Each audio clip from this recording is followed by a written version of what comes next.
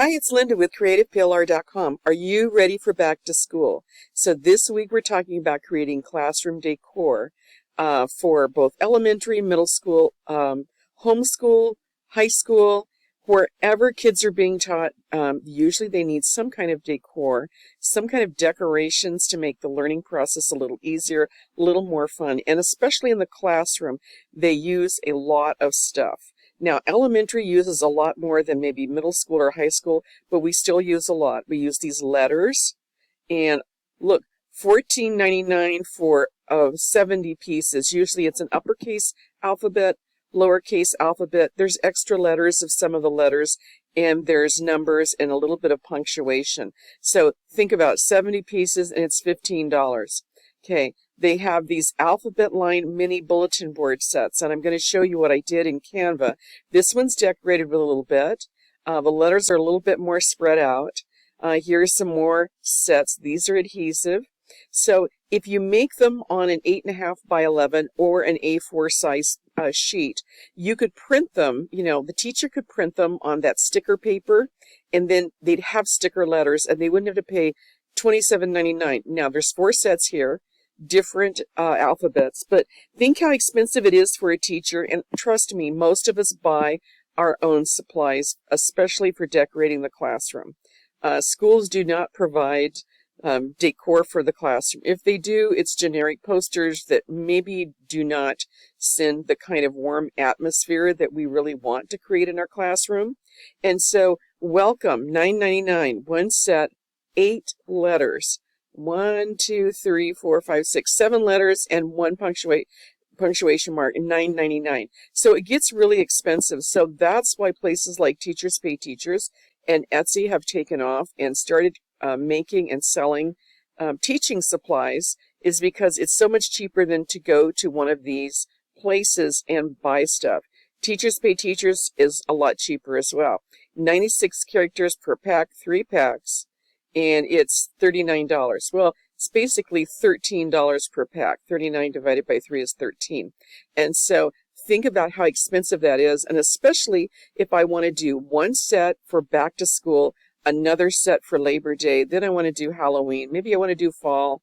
I want to do Thanksgiving. I want to do probably not Christmas, because I work in a high school, a public high school, and they're not really in favor of Christian holidays because there's so many holidays of all these other religions. And so, but winter is a big thing. Elementary does 100 days of school, and then you would have Valentine's Day, St. Patrick's. They do not celebrate Easter per se as a religious holiday, but they do celebrate bunnies, and they do celebrate spring. And so there's a lot of holidays, there's a lot of different kinds of things that we do.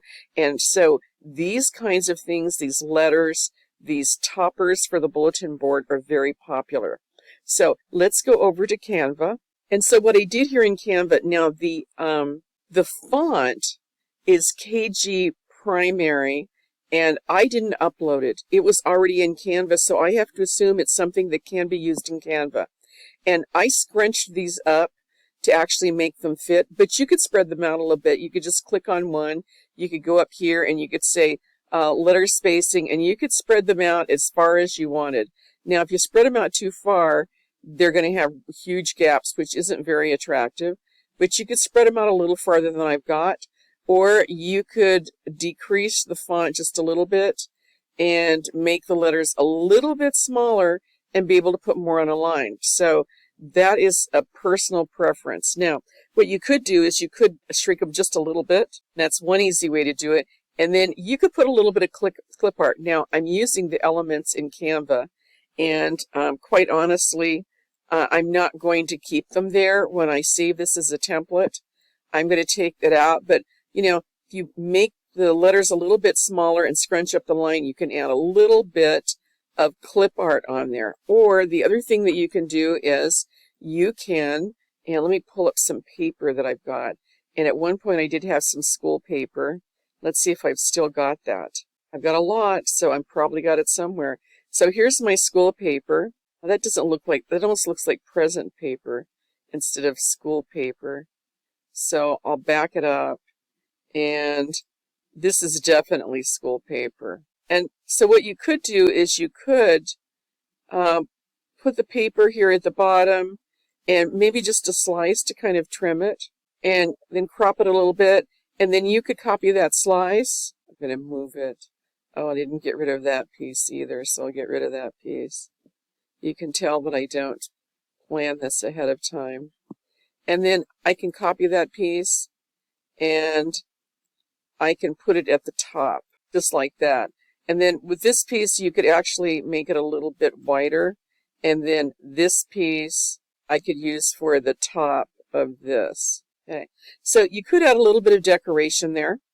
And I can't remember, but I think I gave away those school papers in the freebie hub. But if I didn't, or maybe the week before I did that, if not, drop me a line and, you can have the school papers.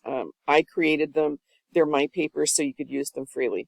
And so I added the full alphabet, uppercase and lowercase, with this type of showing the kids how to actually write the letters and the numbers.